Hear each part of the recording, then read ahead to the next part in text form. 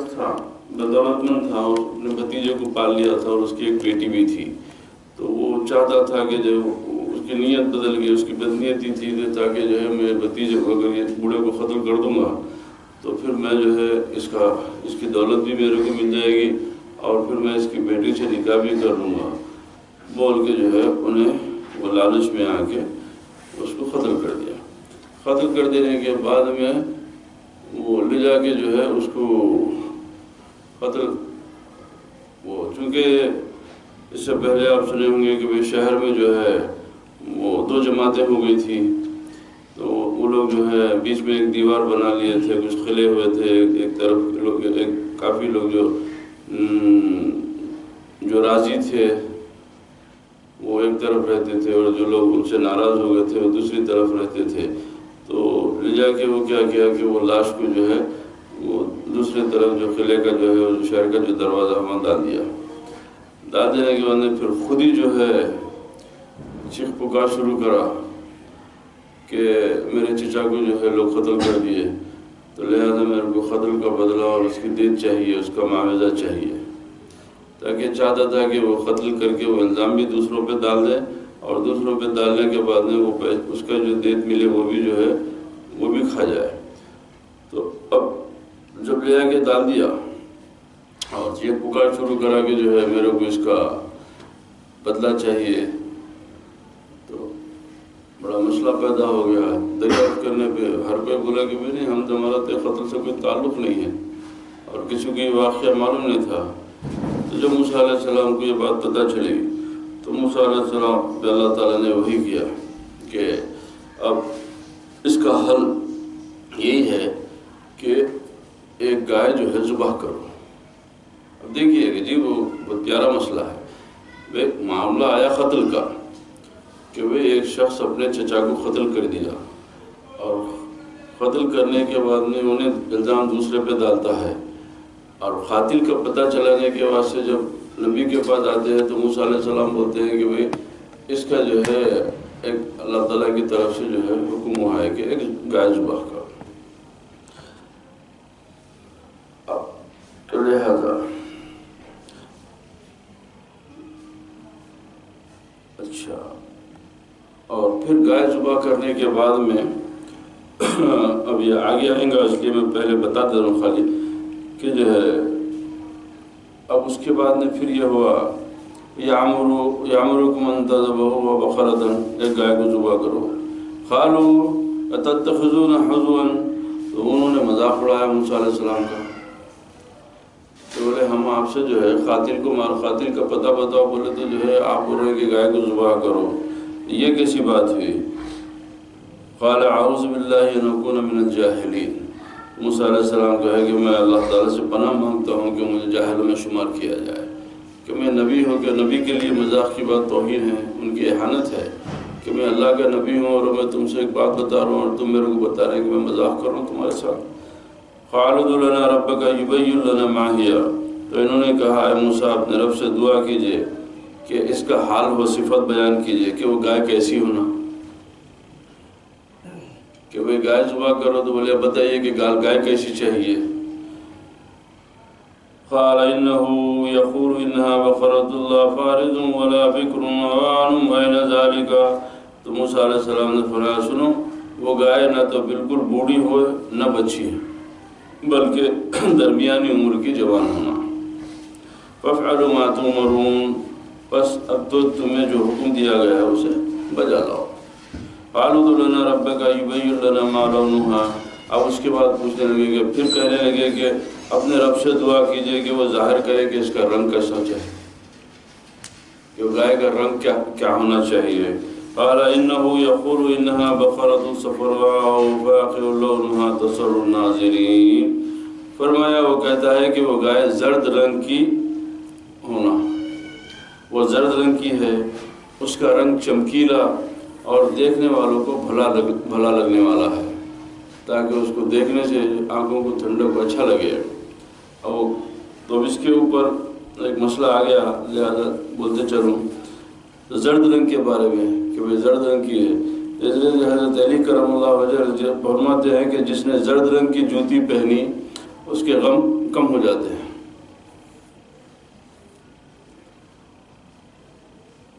یعنی اللہ تعالیٰ اس میں جو ہے ہر وقت خوش و خرم رکھتا ہے۔ چلیے، قالوا ادع لنا ربك يبين لنا ما هي ان البقرة تشابه علينا، پھر کہنے لگے اپنے رب سے دعا کیجئے کہ اس کی مزید ماہیت بتائیے، اس کا حال اور اس کی صفت اور مزید بتائیے۔ اس قسم کی گائیں تو بہت ساری ہیں، پتہ نہیں چلتا۔ وَإِنَّا إِن شَاءَ اللَّهُ لَمُهْتَدُونَ، اگر اللہ چاہا تو ہم ہدایت پالیں گے۔ اگر آپ یہ بھی بتا دیں گے شاید اللہ تعالیٰ ہمارے کو اس بات سے ہدایت دے دے گا۔ قال إنه يقول إنها بقرة لا ذلول تثير الأرض ولا تسقي الحرث مسلمة لا شية فيها۔ آپ موسیٰ علیہ السلام نے فرمایا، خدا تعالیٰ فرماتا ہے کہ وہ گائے کام کرنے والی، زمین میں ہل جوتنے والی اور کھیتوں کو پانی سیراب کرنے والی نہیں ہے۔ اب یہ مزید ہے، اب دیکھیں کتنے سوالات ہوتے جا رہے ہیں۔ وہ تندرست اور بے داغ ہے۔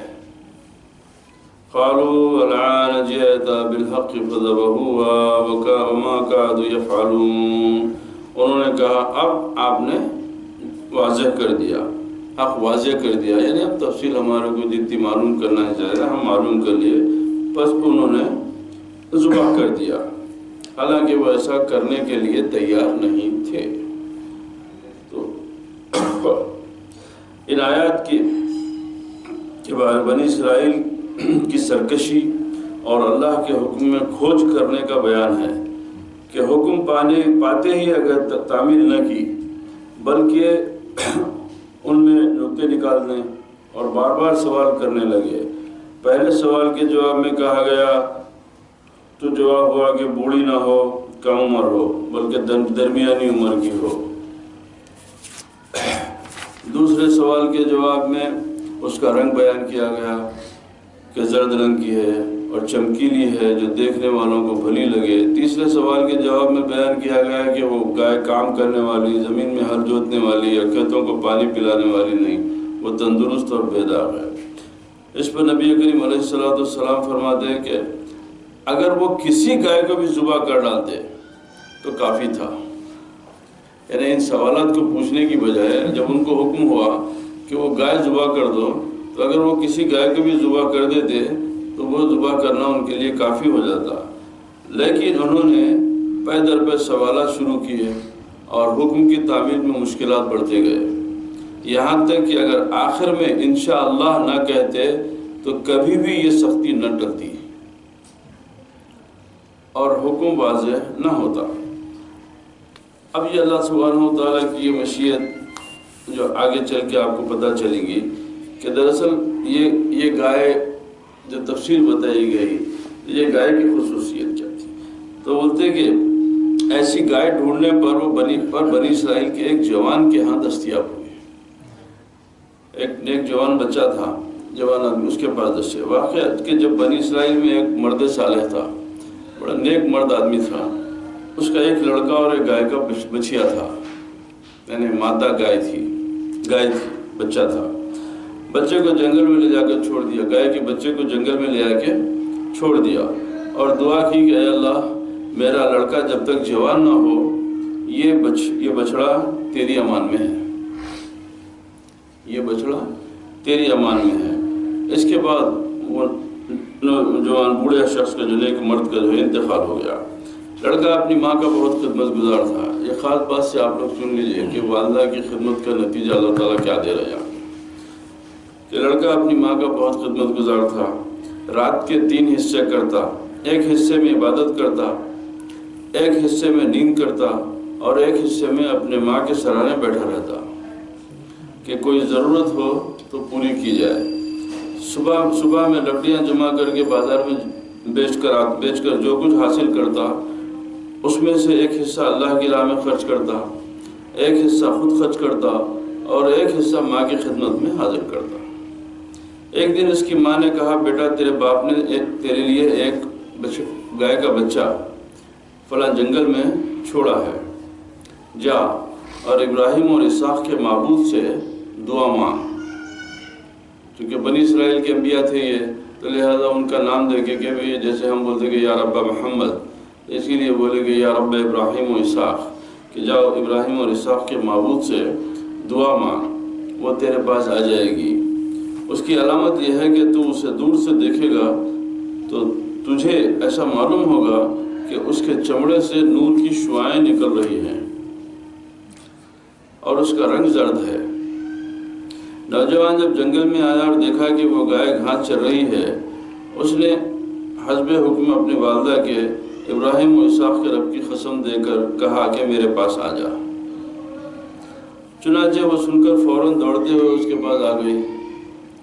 نوجوان اس کی گردن پکڑ کر چلنے لگا. اچانک گائے بولی کہ مجھ پر سوار ہو جاؤ، مجھ پر سوار ہو جاؤ، یہ تمہارے لیے زیادہ سہولت کی بات ہے. نوجوان نے کہا نہیں، میری ماں نے حکم دیا تھا کہ اس کی گردن پکڑ کر گھر لے آؤ. گائے نے کہا بنی اسرائیل کے رب کی قسم، اگر تم مجھ پر سوار ہو جاتے تو میں کبھی تمہارے ہاتھ نہ آتی. اب کے بعد اگر تم پہاڑ کو بھی حکم دو کہ اپنی جگہ سے ہٹ جا تو وہ ہٹ جائے گا. اور یہ سب تمہیں اپنی والدہ کی خدمت سے مل رہا ہے. وہ گائے کو اپنی والدہ کے پاس لے آیا.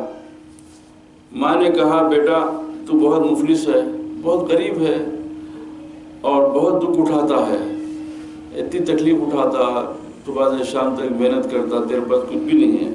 جا اس گائے کو بیچا، لیکن صرف 3 دینار میں بیچنا، لیکن صرف 3 دینار میں بیچنا. پھر بھی بیچنے سے پہلے میرے سے پوچھ لینا، مشورہ کر لینا. وہ اسے فروخت کرنے کے لیے بازار لے جا رہا تھا. ادھر اللہ تعالیٰ نے ایک فرشتہ بھیجا یہ دیکھنے کے لیے کہ وہ ماں کا کہنا مانتا ہے یا نہیں، یا دنیا کے لالچ میں آ جاتا ہے. فرشتے نے نوجوان کے پاس آ کر پوچھا اس گائے کی کیا قیمت ہے؟ نوجوان نے کہا 3 دینار، لیکن شرط یہ ہے کہ میں اپنی ماں سے پوچھ کر بیچوں گا. فرشتے نے کہا 6 دینار لے لو. فرشتے نے کہا 6 دینار لے لو، مگر والدہ سے مشورہ مت لو. نوجوان نے کہا کہ اگر اس گائے کو سونے سے تول کر بھی قیمت دے دو تب بھی ماں کے مشورے کے بغیر نہیں دے سکتا. ماں کے پاس پہنچ کر سارا واقعہ سنایا. ماں نے کہا ٹھیک ہے 6 دینار لے لو، مگر پھر شرط وہی ہے کہ بیچنے سے پہلے میرے سے مشورہ کر لو. نوجوان نے واپس آ کر اس فرشتے سے کہا کہ مجھے 6 دینار منظور ہے، مگر شرط وہی ہے کہ میں ماں سے پوچھ کے آگے بیچوں گا. فرشتے نے کہا 12 دینار لے لو، مگر ماں سے مشورہ مت لو. نوجوان نے کہا ناممکن ہے، مشورہ تو ضروری ہے. نوجوان پھر ماں کے پاس آیا. ماں نے کہا بیٹا جو خریدار ہے وہ اللہ تعالیٰ کا فرشتہ ہے جو تیرے امتحان کے لیے آدمی کی شکل میں آیا ہے. اب جاؤ اور اس سے پوچھو کہ میری ماں کہتی ہے کہ اس گائے کو بیچ دیا جائے یا نہیں.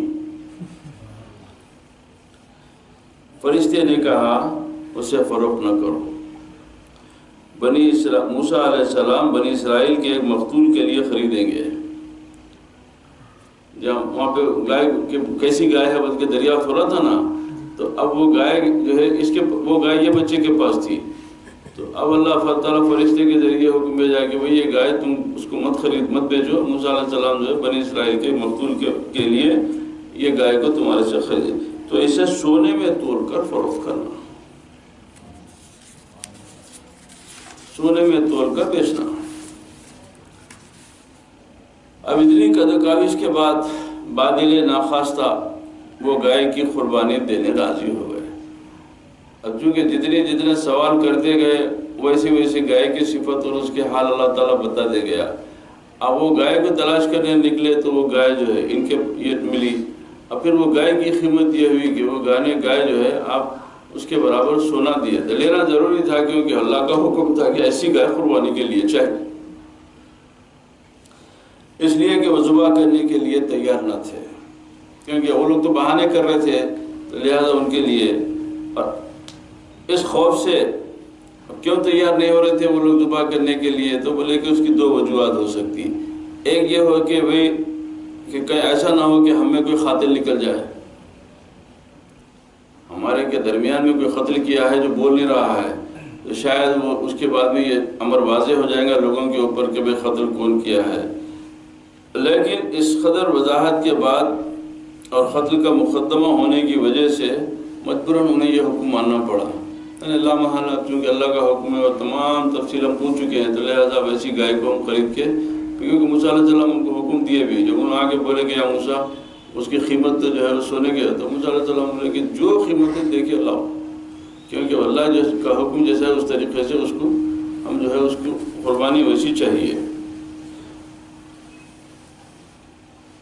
بعض مفسرین کرام فرماتے ہیں کہ سوالات کرنے میں، اب یہ سوالات میں شروع سے آخر تک جو عرصہ گزرا وہ 40 سال کا تھا۔ یہ ایسا نہیں کہ کہانی 2 منٹ میں یہ واقعہ آپ نے پڑھ لیا ہے، یہ پورا واقعہ بولتے کہ 40 سال میں چل رہی ہے تمام بات چیت۔ اب اس سے یہ معاملے سے ہم کو فائدہ کیا ملا؟ فائدہ یہ معلوم ہوا کہ ہر عاقل اور لازم پر حکم ہے، سمجھدار آدمی پہ اللہ تعالیٰ جس کو عقل سلیم دیتا ہے اس کے لیے لازم ہے کہ حکم سنتے ہی فرما برداری کا عمل شروع کر دے، جیسا آپ کو حکم دیا ہے اس کے اوپر عمل کر لو، اس میں کھوج میں نہ پڑے، کیونکہ توحید کا اصلی مقصد یہی ہے کہ ہم نہیں جانتے اللہ کہاں ہے، ہم کو نہیں معلوم کہ اللہ کیسا ہے، ہم کو اس کا پتہ آتا کچھ نہیں معلوم، بس ہم کو یہ بولا گیا کہ تم مان لو اللہ ایک ہے، ہم مان لیے۔ اب ہم بحث میں نہیں پڑھتے کہ بھئی ہم کو بتاؤ کہ اللہ کا پتہ کہاں ہے، اللہ بیٹھتا کہاں پہ، اللہ استغفر اللہ تم ملے۔ لہذا توحید کا سب سے بڑا مقصد یہ ہے کہ جب تم کو جس بات کا حکم دیا ہے وہ بات مان لیا جائے، تو اس میں جو ہے اللہ تعالیٰ کی اطاعت، اس کے رسول کی اطاعت، اس کے فرما بردار بندوں میں آپ کا شمار ہو جائے گا۔ اس موقع کے اوپر مولانا روم رضی اللہ تعالیٰ عنہ فرماتے ہیں، تا خیال دوست در اسرار ماست، چاکری وہ جاں سپاری کار ماست۔ جب تک کہ دوست کا تصور ہمارے دل میں ہے، دوست سے مراد اللہ سبحانہ و تعالیٰ، جب تک دوست کا تصور ہمارے دل میں ہے تو غلامی اور جانثاری ہمارا کام رہے گا۔ اب اس مسئلے میں صوفیاء کرام کی تفسیر کیا ہے؟ ہو سکتا ہے یہ مسائل آپ لوگوں کے لیے بات کے لیے تھوڑے یعنی گاڑے یعنی تھوڑے عمیق، مگر سن لیجئے انشاءاللہ زندگی میں کام آنے والے۔ اب صوفیاء یہ تفسیر، اب جو یہ باتیں بیان ہو گیا، یہ تمام علماء وغیرہ بڑے بڑے مفسرین وغیرہ کی جو تمام جو تفسیر تھی وہ میں آپ کے سامنے پڑھ دیا۔ اسی طریقے سے صوفیاء کرام ان آیات سے کیا مطلب اخذ کرتے ہیں؟ اللہ تعالیٰ نے اپنے بندے کو صرف اپنا عبد بنانے کے لیے اسے بشریت کے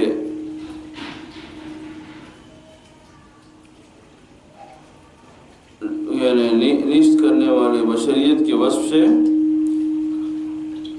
بشریت کے منافی وصف سے، بشریت کے ہر منافی وصف سے یعنی نیست کرنے والی خوبی، تعریف، پناہ کرنے والی خوبی اور تعریف سے فارغ کر لیا، تاکہ وہ اپنے معبود کی ندا کا جواب دینے، تاکہ وہ اپنے معبود کی ندا کا جواب دینے، یعنی اللہ تعالیٰ کی پکار کے اس کے حکم کے اوپر فوراً لبیک کہنے اور اس کے خیر سے بچ کر اس کے قرب کا اہل ہو جائے۔ یہ اس وقت ہے جب کسی معصیت کا مرتکب نہ ہو، اور یہ جب بات جبھی پیدا ہو سکتی ہے کہ جب بندہ جو ہے گناہوں سے دور رہے، اور اگر ارتکاب ہو جائے تو اس پر اصرار نہ کرے، اور اگر خدا نخواستہ کوئی گناہ ہو جائے تو اس پہ قائم نہ رہے بلکہ اس کی توبہ میں مصروف ہو جائے، اس کو اچھا سمجھ کے اس کو پکڑ کے اس پہ چلنے کے وہ جو ہے بدکاری ہے، وہ گناہ گاری ہے۔ اگر خدا نہ کرے کسی کوئی نافرمانی اگر کوئی ایسا گناہ ہو جائے تو اس کے لیے طریقہ یہ ہے کہ جو ہے اللہ تعالیٰ کی بارگاہ میں اسے توبہ کیا جائے اور اس کو برا سمجھا جائے، کیونکہ اصلاح میں حفظ الہی اسی کا نام ہے۔ اصطلاح میں کہ یعنی صوفیہ کے پاس یعنی حفظ الہی، اللہ تعالیٰ کی حفاظت کیا ہے؟ تو اللہ تعالیٰ کی حفاظت یہی ہے کہ تم اللہ کی حلال کردہ اور حرام کردہ چیزوں کو اس کو حلال و حرام سمجھو اور اس کی حلال سے فائدہ اٹھاؤ، اس کے حرام سے بچو، اور اگر کوئی حرام چیز سے سردت ہو جائے کوئی کام یا کسی، تو اس سے جو ہے اس کو اصرار مت کرو، اس کے اوپر جم مت، اس سے نکل کے اس کے لیے اس کے استغفار کرو، اس کی توبہ کرو۔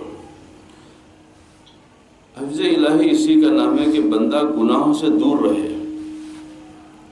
لیکن ان کا صدور اس سے ممکن ہو کہ حفاظت کیا ہے؟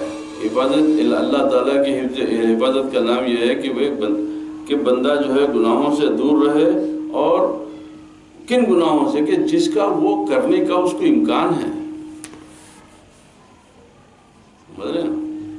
کہ اگر آپ ایک گناہ ہے جو آپ سے آپ کی عقل اور آپ کی سمجھ کہہ سکتی ہے کہ بھئی یہ گناہ میرے سے ہو سکتا ہے، وہ جاننے کے بعد میں وہ گناہ سے بچنا حفظ الہی ہے۔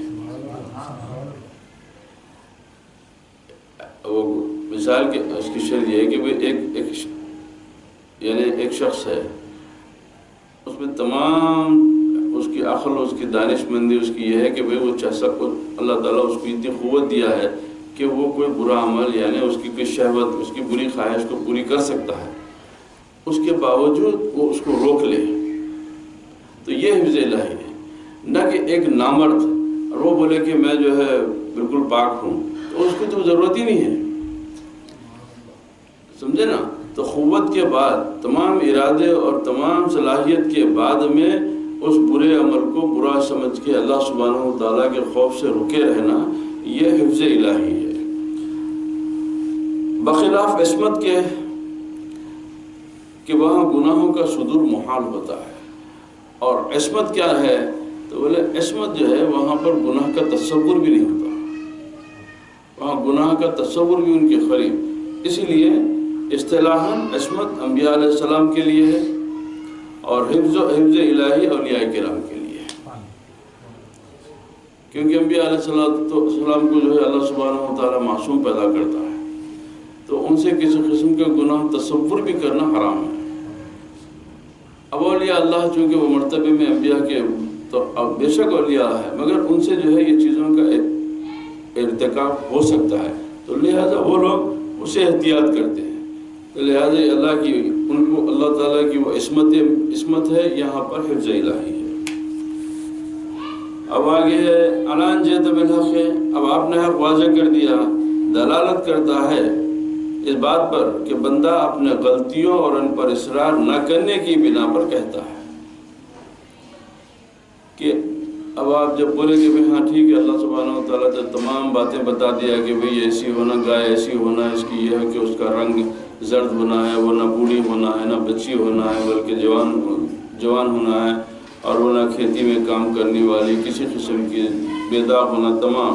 تب ان کے بعد بولے کہ ہاں آپ نے اس کا حق واضح کر دیا۔ کیا مطلب ہے؟ کہ بندہ اپنے غلطیوں اور ان پر اصرار نہ کرنے کی بنا پر کہتا ہے، اسی کا نام ایمان خالص ہے۔ ان اللہ یامرکم ان تذبحوا البقرۃ، اللہ تعالیٰ تمہیں ایک گائے کو ذبح کرنے کا حکم دیتا ہے۔ اس میں نفس بہیمہ یعنی جو برا نفس ہے، جو آپ کو جو ہے حیوانیت کی طرف، جو آپ کو جو ہے خواہشات کی طرف جو لے کے جاتا، تو بولے نفس بہیمہ کے ذبح کرنے کا حکم ہے کہ وہ اپنے برے نفس کو ذبح کرو، کیونکہ اس کے ذبح سے خلق روحانی زندگی نصیب ہوتی ہے۔ جو شخص، اسی لیے ولایت کے لیے سب سے پہلا مقام یہی ہوتا، اس کے بغیر ولی کی قدم ہی آگے نہیں بڑھ سکتے کہ وہ اپنے پہلے نفس پہ قابو پانا ہوتا۔ جب تک کہ اس کو اپنے نفس پہ قابو نہیں ہوتا، وہ اللہ تعالیٰ کی چوکھٹ جو ہے، اس کی بارگاہ کی چوکھٹ پہ قدم نہیں رکھ سکتا۔ تو اس کی چوکھٹ پہ قدم رکھنے کے لیے پہلی شرط یہی ہے کہ وہ اپنے نفس پر قابو پائے۔ تو جب خلق کو جو روحانی زندگی نصیب ہوتی ہے، یہی وہ جہاد اکبر ہے، یہی وہ جہاد اکبر ہے جس کے متعلق نبی کریم علیہ السلام نے فرمایا رجعنا من الجہاد الاصغر الى الجہاد الاکبر، جہاد اصغر سے جہاد اکبر کی طرف جا رہے ہیں، جہاد اصغر سے جہاد اکبر کی طرف جا رہے ہیں۔ پھر فرمایا المجاہد من جاہد نفسہ، مجاہد وہ ہے جو اپنے نفس سے جہاد کرتا ہے۔ جب جہاد کے بارے میں قرآن شریف کی آیات جو ہے جب نازل ہوئی تو اس کے بارے میں جب سرکار نبی کریم فرمایا کہ جو ہے یہ حدیث پاک کہ ہم جو ہے رجعنا من جہاد الاصغر الی الجہاد الاکبر، کہ ہم جو ہے چھوٹے جہاد سے بڑے جہاد کی طرف جا رہے ہیں۔ تو لوگ بولے کہ یا رسول اللہ بڑا جہاد کیا ہے؟ تو بولے نفس کا جہاد، یہ جو جہاد میں جا کے جو ہے شہید ہونا، اس کو چھوٹا جہاد فرمایا، اور جیتے جی اپنے نفس کو مارنا، اپنے نفس کے اوپر قابو رکھنا، اس کو بڑا جہاد فرمایا۔ اسی لیے اولیاء اللہ کے پاس یہ جہاد کی بڑی اہمیت ہے۔ اچھا، اور فرمایا موتو قبل ان تموتو، کیا مطلب؟ مرنے سے پہلے مر جاؤ، مرنے سے پہلے مر جاؤ، کیونکہ جب تک تم اپنے نفس کے اوپر قابو نہیں پائیں گے تو تمہاری موت واقع نہیں ہوگی۔ جب تم اپنے نفس کے اوپر قابو پا لیں گے تو تم زندہ ہیں گے برابر، مگر چونکہ اب تم مرضی مولا کے تحت ہو جاتے، اب تمہاری خواہشات اور تمہاری لذات وغیرہ سے تم فارغ ہو جاتے، اب تمہاری ایک لاش کی کیفیت ہو جاتی کہ بس ایک چل رہی ہے اللہ کے حکم سے، اور اس میں اپنی کوئی جو ہے اس کی خواہش نہیں رہتی، کسی قسم کی خواہش سے وہ بالکل پاک ہو جاتا۔ تو لہٰذا جیسا مردہ اپنی حالت، اپنی کیفیت، اپنی طبیعت سے جی نہیں سکتا، نہ اپنی مرضی سے کچھ کر سکتا، تو چونکہ وہ جیتے جی اللہ کے ہاتھ میں ایسا ہو جاتا ہے جیسا ہمارے ہاتھ میں کوئی مردہ ہو جائے۔ تو اسی لیے حکم ہے کہ موتو قبل ان تموتو، مرنے سے پہلے مر جاؤ، اسی معنی کی طرف اشارہ ہے۔ اتتخذون ہزوا، آپ ہم سے مذاق کیوں کرتے ہیں؟ کیا تم ذبح نفس کے بارے میں ہمارے ساتھ مذاق کرتے ہو کہ ہم تمہارے، یعنی اب صوفیاء کرام اب ان آیات کو کس طریقے سے سمجھا رہے ہیں کہ بولے کہ ہم تم سے بول رہے ہیں کہ تم اپنے نفس کو ذبح کرو، یعنی اپنی خواہشات کو دفن کر دو، اپنی تمام تر جو ہے شہوانی لذات کی طرف جو ہے تم بے رغبت ہو جاؤ، تو تم بولتے ہیں کہ جو ہے مذاق کرتے ہو۔ نفس کو ذبح کرنا ہر ذی ہمت کا کام نہیں ہے، یہ کوئی معمولی بات نہیں ہے۔ قال اعوذ باللہ ان اکون من الجاہلین، میں جاہل ہونے سے اللہ کی پناہ پکڑتا ہوں، یعنی میری پناہ ان جاہلوں سے، میری پناہ ان جاہلوں سے جو گمان کرتے ہیں کہ نفس کو ذبح کرنا بیکار بات ہے۔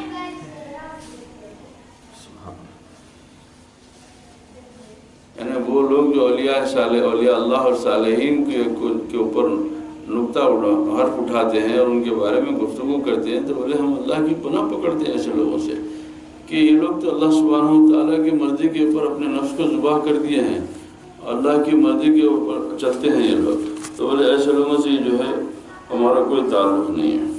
یہ بات وہ کہیں گے جو نفس کے تابع اور دنیا کے طالب ہیں۔ قالوا ادع لنا ربک یبین لنا ما ہی، انہوں نے کہا اپنے رب سے دعا فرمائیے کہ وہ نفس کون سا ہے۔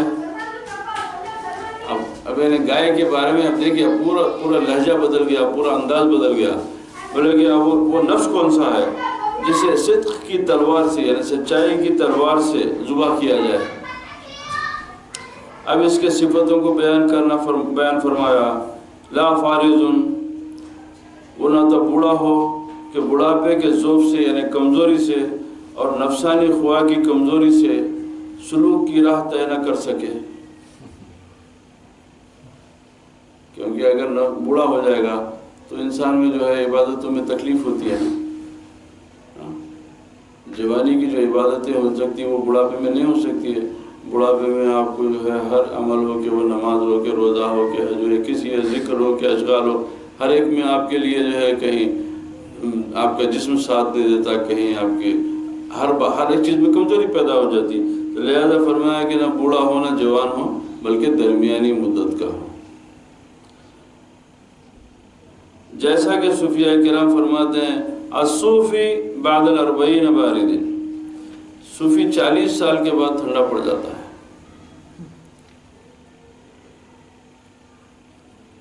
ولا بکرن، اور نہ ہی ایسا نوجوان ہو کہ جوانی کی مستی سے سلوک کی باتوں سے روگردانی کرے، کہ تاکہ جو ہے اس کو جوانی کا نشہ ایسا چڑھے کہ وہ ارے عبادتوں میں کون پڑے رہنا، لہذا ویسا بھی نہیں چاہیے۔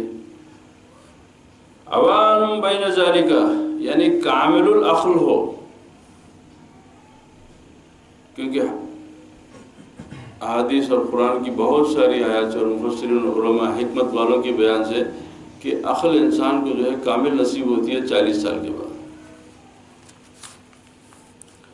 اب اس کی بہت ساری اس لیے کہ اب جب موسیٰ علیہ السلام کے واقعات پڑھیں گے تو اللہ تعالیٰ ان کو 40 دن کے روزے رکھا، پھر اس کے بعد میں نبی علیہ السلام کو نبوت کا اعلان 40 سال کے بعد ہوا۔ یہ تمام چیزیں جو ہے تو پتہ چلا کہ 40 سال کے بعد میں عقل انسانی جو ہے اپنے شعور پر پہنچتی ہے، کامل العقل ہو، جیسا کہ اللہ تعالیٰ نے فرمایا حتی اذا بلغ 40 سنۃ، یہاں تک کہ جوانی کو پہنچے اور 40 سال کا ہو جائے۔ اب یہ اللہ تعالیٰ کا حکم، فَفَعَلُوا مَا تُؤْمَرُونَ، بس جس کا تمہیں حکم ہوا اسے بجا لاؤ۔ کیا مطلب؟ جب تم اس کے قریب ہوگے تو وہ بھی تمہارے قریب ہو جائے گا، کیونکہ وہ کسی کا عمل ضائع نہیں کرتا۔ اللہ سبحانہ وتعالیٰ ان اللہ لا یضیع اجر المؤمنین، ان اللہ کئی جگہ فرمایا کہ اللہ تعالیٰ مومن ایمان والوں کے اجر کو ضائع نہیں کرتا، اللہ تعالیٰ کسی کے احسان کرنے والے کے احسان کو ضائع نہیں کرتا۔ اچھا، خواہ جوان ہو یا بوڑھا۔ قالوا ادع لنا ربک یبین لنا ما لونھا، انہوں نے کہا کہ ہمارا رب بیان فرمائے کہ وہ نفس کس طرز کا ہو۔ اب وہاں پہ کیا انداز تھا کہ وہ اس کا رنگ کیسا ہو، اس کی حیثیت، اس کی حال کی صفت بتائیے کہ اس کا رنگ کیسا ہو۔ تو اب یہاں انہوں نے فرمایا کہ بولے کہ اب اس کا بیان یہ ہے کہ نفس کس طرز کا ہو جو جہاد کے کام آئے، جو جہاد کے کام آئے۔ قال انہ یقول انہا بقرۃ صفراء، فرمایا کہ اس کا حکم کہ وہ نفس زرد رنگ کا ہو، وہ نفس زرد رنگ کا ہو، اس میں ریاضت کرنے والوں کے منہ کی زردی، عبادت گزاروں کے منہ کی زردی اور مجاہدہ کرنے والوں کی نشانی کی طرف اشارہ ہے۔ فآخر لونھا، اس کا رنگ پکا ہے، یعنی ان کا یہ رنگ زینت ہے نہ کہ عیب ہے۔ جیسے عام دنوں میں حکم کیا ہے کہ بھئی منہ کی بو سے جو ہے لوگوں کو تکلیف نہیں پہنچنا چاہیے، مگر جب اللہ تعالیٰ کے آپ حکم سے روزے رہتے ہیں تو حدیث شریف ہے کہ اللہ تعالیٰ روزہ دار کی منہ کی خوشبو کو پسند کرتا ہے،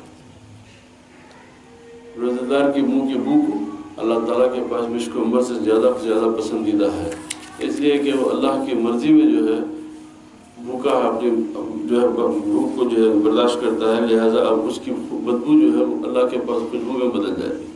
جب تک اپنے نفس کے لیے ہوتی وہ چیز تو وہ بدبو ہے، جب وہی چیز جب خدا کی مرضی کے لیے ہوتی ہے، خدا کے حکم سے ہوتی ہے تو خوشبو ہو جاتی ہے۔ اچھا، جیسا کہ اولیاء کے دیدار سے نصیب ہوتا ہے، ان کے رخساروں سے رونق بہار معلوم ہوتی ہے، جو طاعت الہی کی غمازی کر رہی ہے۔ اس لیے کہ جب آپ صالح لوگوں سے ملتے ہیں، آپ جب اللہ والوں سے ملتے تو آپ کو ان سے ملنے کے بعد میں آپ کی طبیعت میں ایک سکون نصیب ہوتا ہے۔ ان سے کیا ملا کیا نہیں ملا یہ سب بات کی باتیں ہوتی ہیں، اسی لیے بزرگان دین فرمایا کہ بھئی اللہ والے کو پہچان کیا ہے، اللہ والے کی پہچان کیا ہے؟ تو بولے بابا اتنی تکلیف مت اٹھاؤ، اس کی پہچان بڑی آسان ہے۔ جس کو دیکھنے سے اللہ سبحانہ و تعالیٰ یاد آئے تو یہ یقین کر لو کہ وہ اللہ والا ہے۔ جس کے ملنے سے، جس کے دیکھنے سے آپ کو اللہ سبحانہ و تعالیٰ کی یاد آئے تو یہ اس کے اللہ والے ہونے کی دلیل ہے۔ تو اسی لیے جب آپ صالحین کو دیکھتے ہیں تو یہ تمام چیزیں جو اللہ تعالیٰ بیان فرمائے، یہ ان کے جو ہے رخساروں سے رونق بہار معلوم ہوتی ہے، جو طاعت الہی کی غمازی کر رہی ہیں، یعنی جس سے دیکھ نہیں آتا کہ بندے یہ بندہ اللہ کا اطاعت گزار بندہ ہے، یہ بندہ اللہ کا بڑی اطاعت کرنے والا بندہ ہے، خود بخود پتہ چلتا ہے، بولنے کی ضرورت نہیں پڑتی، آپ کو اظہار کی ضرورت نہیں پڑتی کہ میں نماز پڑھتا ہوں، میں روزہ رہتا ہوں، میں یہ کرتا ہوں، یہ تو دکھاوے کی ریاکاری ہے۔ جو نیکوکار ہوتا ہے اس کے چہرے سے پتہ چل جاتا ہے، اس لیے کہ آگے چل کے آپ کو یہ بات سامنے آ جائیں گی، اور ان کے چہروں سے شواہد غیب کے آثار ٹپکتے ہیں کہ غیب کے جو ہے جو شاہدات ہیں وہ ان کے چہروں سے ٹپکتے ہیں۔ انہوں نے اپنے سے بشریت کے اوصاف کو مٹا کر ربوبیت کے اوصاف کو اپنا لیا ہے کہ وہ ہیں تو آپ کے جیسے، مگر زمین و آسمان کا فرق یہ ہے کہ آپ میں پورے بشریت کے اوصاف ہیں، یعنی تمام جو ہے لالچ و حرص و شہوت کے تمام چیزوں سے آپ جو ہے گھرے ہوئے ہیں، اور وہ لوگ جو ہے بالکل یہ تمام چیزوں سے نکل کے تو دیکھنے میں آپ کے جیسے ہیں، مگر فرق یہ ہے کہ زمین اور آسمان میں جتنا فرق ہے وہ ایک عام آدمی میں اور ایک ولی میں ہوتا ہے کہ انہیں جیتے جی آپ زمین پہ ہیں، انہیں جیتے جی خدا کے ساتھ رہتا ہے۔ اب اس کی دلیل اللہ تعالیٰ خود اپنے کلام پاک سے بتا دیا، جیسا کہ اللہ تعالیٰ نے فرمایا کہ سِمَاهُمْ فِي وُجُوهِهِمْ مِنْ أَثَرِ السُّجُودِ، ان کی پہچان کیا ہے؟ تو بولے ان کے پیشانی سے، ان کے جو ہے سجدوں کے نشانوں سے، ان کے چہروں کے اوپر ان کی پہچان ہو جاتی ہے کہ اللہ تعالیٰ جو ہے ان کے چہروں سے اپنی دوستی کا اعلان کر دیتا کہ یہ بندے میرے دوست ہیں۔ ان کے رخساروں میں سجدوں کے آثار چمکتے ہیں۔ ان البقرہ تشابہ علینا، بے شک بقرہ کے آثار ہم پر ملیں، ہم پر ملتبس ہو گئے، یعنی اب یہ تمام جو ہے گائے کے بارے میں یہ تمام جتنی باتیں جو ہے اللہ تعالیٰ آپ فرمایا کہ ہاں بے شک یہ تمام چیزیں جو ہے ہم اس میں اشارہ ہے کہ بہت سے گمراہ طالبان حق کے لباس میں، بہت سے گمراہ طالبان حق یعنی جو حق کے طلب کی کرنے والوں کے لباس میں پھرتے ہیں، ان کا بھیس بدل کر لوگوں کو گمراہ کرتے ہیں۔ وَإِنَّا إِن شَاءَ اللَّهُ لَمُهْتَدُونَ، بے شک اگر اللہ تعالیٰ نے چاہا تو ہمیں راہ راست نصیب ہو جائے گا، یعنی کسی اللہ والے کو پالیں گے جب تیری مشیت نے ہمارا ساتھ دیا۔ جیسے موسیٰ علیہ السلام کی خضر علیہ السلام سے ملاقات ہوئی،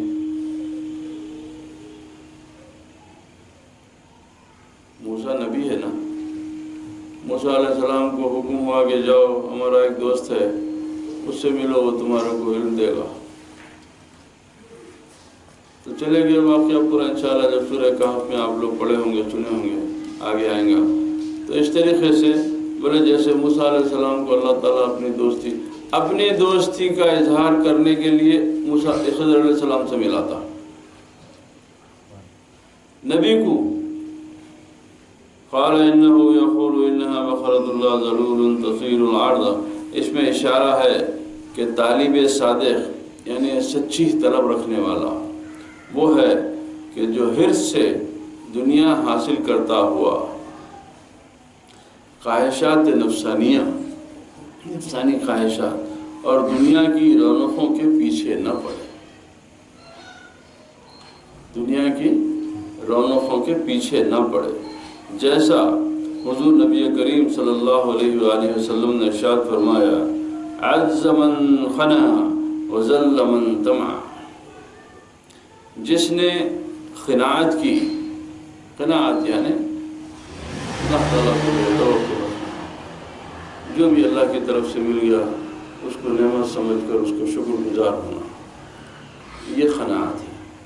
یہ شکوہ شکایت زبان پہ نہیں آنا، رنج دل میں جو ہے کھٹاس نہیں پیدا ہونا، تو یہ اللہ تعالیٰ کی طرف سے بڑی نعمت ہے۔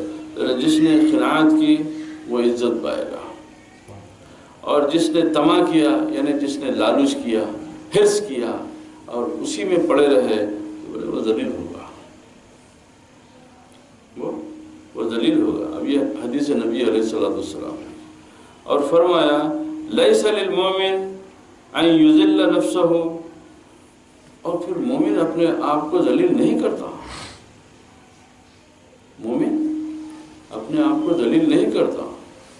تو جب کیا مطلب کہ مومن وہی ہے جو قناعت پسند ہوتا ہے، اگر دنیاوی نعمتیں اگر کچھ اس کو نہیں بھی ملتی ہیں تو وہ اس کو جو ہے اللہ کی بارگاہ سے دوری کا سبب نہیں سمجھتا، وہ اللہ کی مشیت سمجھ کے جو ہے اس کو دل سے قبول کر لیتا۔ اسی وجہ سے اللہ سبحانہ و تعالیٰ اس کے درجات بڑے سے بڑھاتا۔ وَلَا تُسْقِيَ الْحَرْثَ، دنیا کی کھیتی کے لیے لوگوں کے ساتھ میل ملاپ نہیں رکھتا، دنیا کی کھیتی کے لیے میل ملاپ نہیں رکھتا۔ چنانچہ ارشاد ہوا من کان یرید حرث الدنیا نؤتیہ منہا وما لہ فی الآخرۃ من نصیب، جو دنیا کی کھیتی کا خواہش مند ہوگا، جو دنیا کی کھیتی کا خواہش مند ہو گیا ہم اسے دنیا میں دے دیں گے، لیکن آخرت میں اس کا کچھ حصہ نہیں ہوگا۔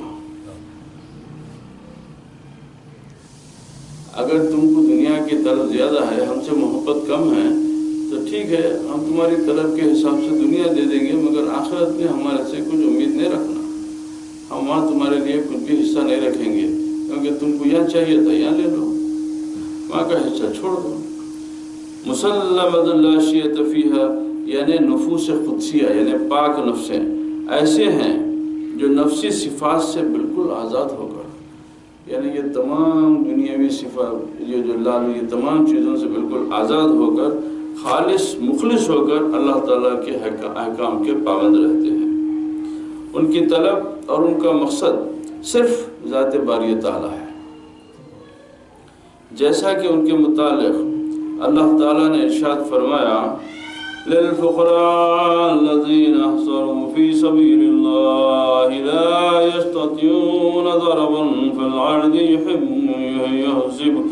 يحسبهم الجاهل أغنياء من تعافف لتعرفهم بسيماهم لا يسألون الناس إلحافا۔ ان فقراء کے لیے جو روکے گئے اور سفر کرنے کی طاقت نہیں رکھتے، جاہل انہیں دولت مند سمجھتے ہیں، جاہل انہیں دولت مند سمجھتے ہیں، تم ان کے چہروں سے انہیں پہچان جاؤ گے، وہ لوگوں سے سوال نہیں کرتے۔ لوگوں سے سوال نہیں کرتے کا مطلب یہ ہوتا ہے کہ لوگوں سے مانگتے نہیں، لوگوں سے اپنی حاجتیں نہیں بتاتے، اپنی پریشانیاں لوگوں کے سامنے نہیں لے جاتے، اس کا یہ مطلب ہوتا ہے سوال نہیں کرنا، لوگوں سے سوال نہیں کرتے۔ فَذَبَحُوهَا وَمَا كَادُوا يَفْعَلُونَ، انہوں نے ذبح کیا، انہوں نے ذبح کیا یعنی کر دیا نا، بیل آخر میں جو گائے کو لا کے ذبح کر دیے، لیکن قریب تھا کہ وہ ذبح نہ کرتے۔ اس میں اشارہ ہے کہ نفس کو ذبح کرنا طبیعت انسانیہ کے خلاف ہے۔ انسان نہیں چاہتا کہ دنیا کی لذت سے وہ محروم رہے، اس کی طبیعت میں جو ہے وہ جو چیز ڈالی گئی ہے کہ وہ دنیا کی لذت میں زیادہ سے زیادہ پڑے۔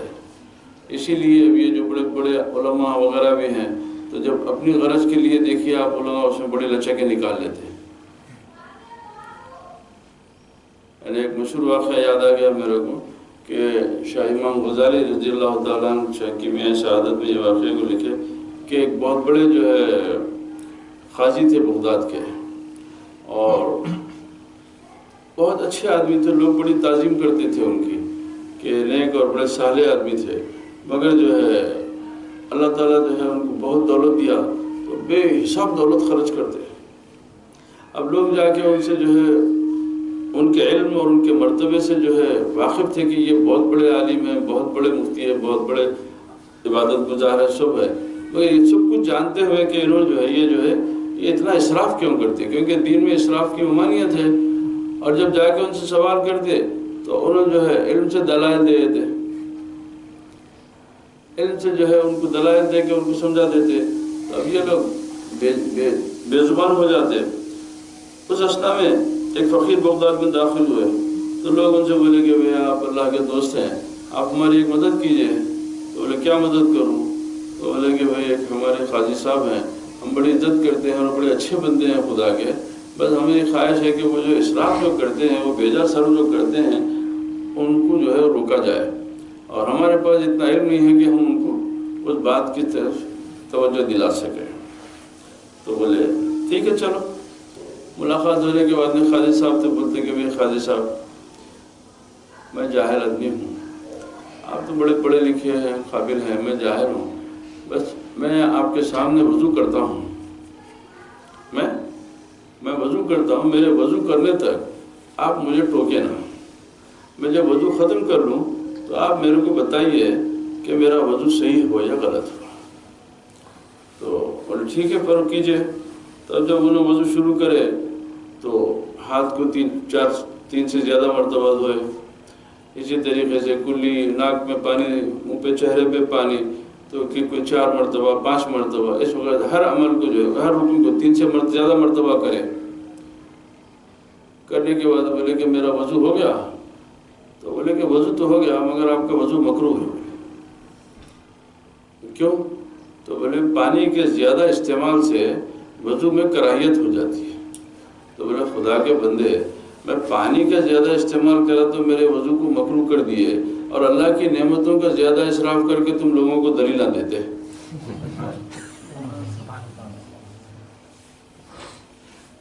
تو انہوں نے توبہ کی۔ تو اسی طریقے سے کہ ہر چیز کا عمل جو ہے انسان اپنی ذات پہ جب کریں گا، اس لیے کہ بہانے سے جو ہے اللہ تعالیٰ جو ہے پسند نہیں فرماتا کہ یہ دلیلیں جو ہے، تو جو اپنے اوپر اس کا اطلاق کرو۔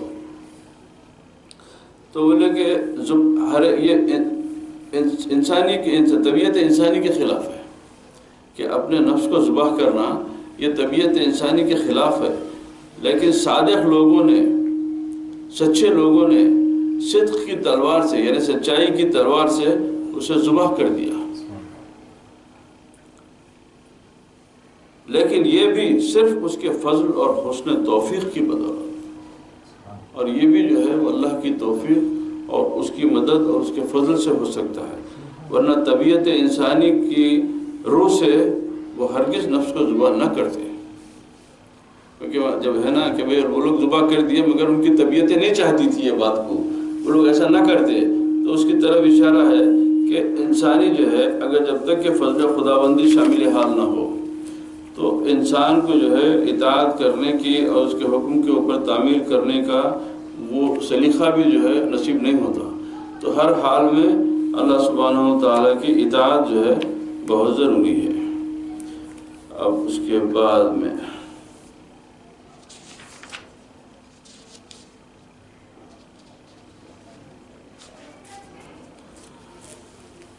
وَإِذَا أَخَذْتُمْ نَفْسًا فَادَّرَأْتُمْ فِيهَا وَاللَّهُ مُخْرِجٌ مَا كُنْتُمْ تَكْتُمُونَ فَقُلْنَا اضْرِبُوهَا فَبِبَعْضِهَا كَذَلِكَ يُحْيِي اللَّهُ الْمَوْتَى وَيُرِيكُمْ آيَاتِهِ لَعَلَّكُمْ تَعْقِلُونَ۔ اور جب تم نے ایک شخص کو قتل کر ڈالا پھر اس میں اختلاف کرنے لگے جیسا اس سے پہلے گزر گیا ہے، تو اسی بات کی طرف اللہ تعالیٰ اشارہ کرے گے اور تمہاری پوشیدگی کو خدا تعالیٰ ظاہر کرنے والا تھا۔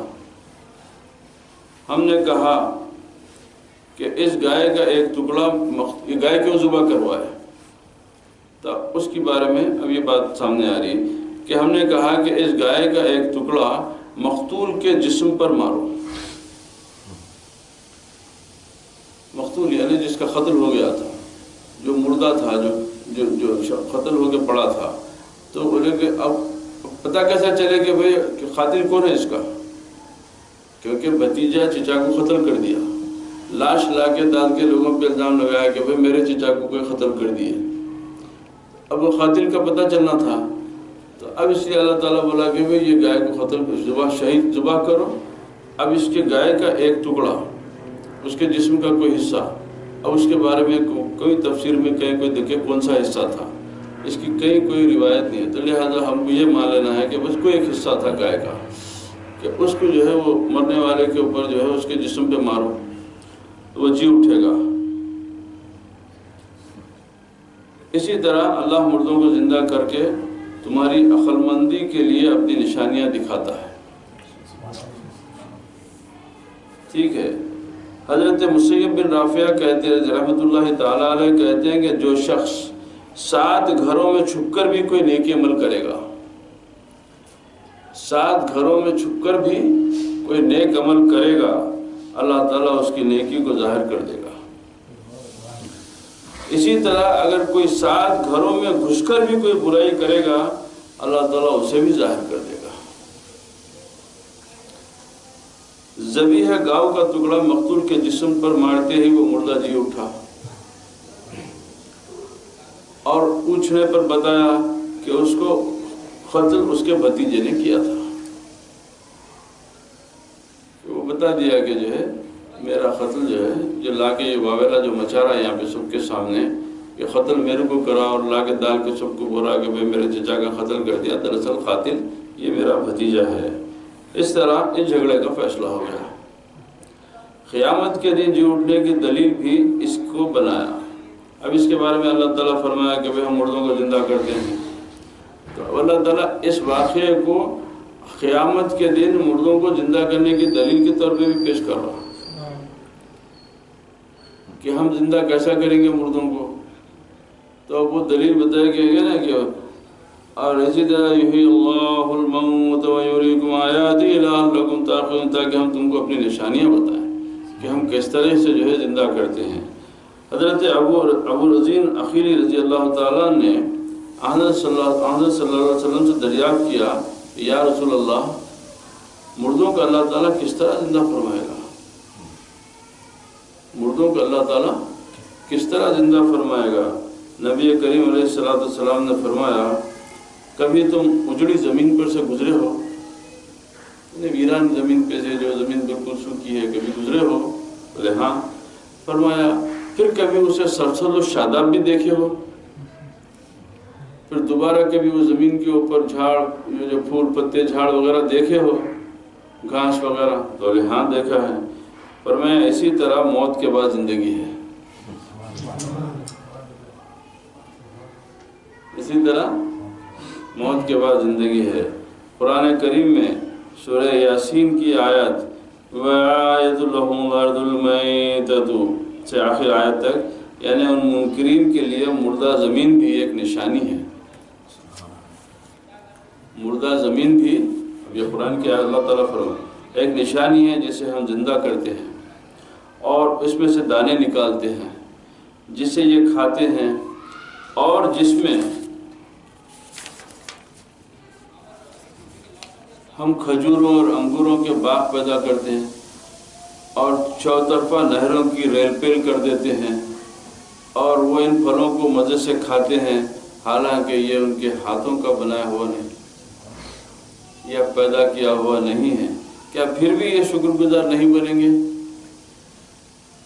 ان آیات سے تقرب الی اللہ کا استعمال، یعنی اللہ تعالیٰ کے تقرب اور ادائے واجب، یعنی واجب احکام کو ادا کرنا، اور یتیم کو تجارت سے نفع دینا، یتیم بچے کو جو ہے اللہ تعالیٰ تجارت سے نفع دینا، اور اللہ تعالیٰ پر توکل کرنے کی برکت، اور اولاد پر شفقت کرنا، اور والدہ کی خدمت گزار کو فائدہ دینے کی وجہ سے بیان کیا گیا ہے۔ اب یہ تمام آیات اب تک جو گزری، اس سے کیا حاصل ہوا کہ اس میں اللہ کا تقرب ہے، اللہ حکم کی جو بجا لانے کا حکم ہے، یتیم جو ہے اس کی تجارت میں نفع کی بات ہے، اللہ پر توکل کرنے کی برکت ہے، اور اولاد پر شفقت کرنا، اور والدہ کی خدمت کرنے کے تمام جو ہے طریقے اور اس کے فائدے اس میں بتائے گئے ہیں۔ اچھا،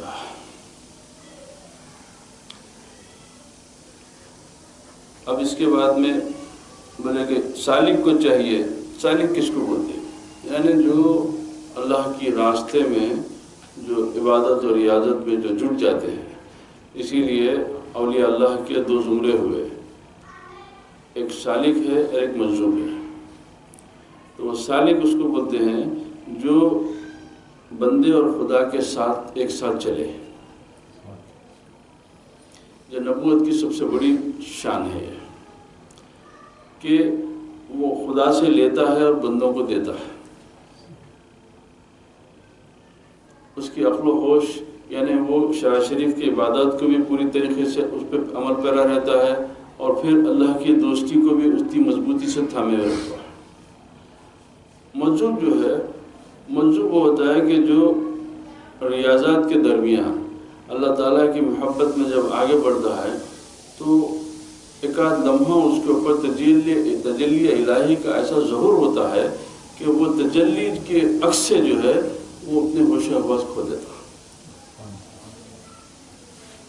وہ اپنے ہوش و حواس کھو دیتا، اور اس کے بعد میں وہ ہمیشہ جذب کی کیفیت رہتی اس کو کہ وہ خود کا ہوش نہیں رہتا۔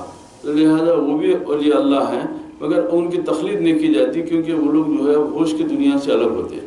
تو سالک جو ہے وہ بڑے مقام کی بات ہوتی ہے کہ سالک جو ہے ہمیشہ وہ خدا کا اطاعت گزار بندہ اور خدا کے حکم سے مخلوق کا رہبر بھی ہوتا ہے، مخلوق کا مددگار، اس کا غوث، اس کا خطوب ہوتا ہے۔ تو سالک کو چاہیے کہ اپنی قربانی مالک کے حضور میں پیش کرے، اس لیے کہ جب تو ان کے راستے میں نکل گیا تو پہلے اپنی قربانی دے دینا، اور یہ بھی معلوم ہوا کہ اچھی قربانی کرے اور قیمتی ہو۔ اب یہ لوگ جو ہے جب بولتے ہیں کہ بھئی ہم اتنا قیمتی بکرا ذبح دیے، اتنا قیمتی دمبا ذبح دیے، تو خیر دکھاوا تو وہ بری بات ہے۔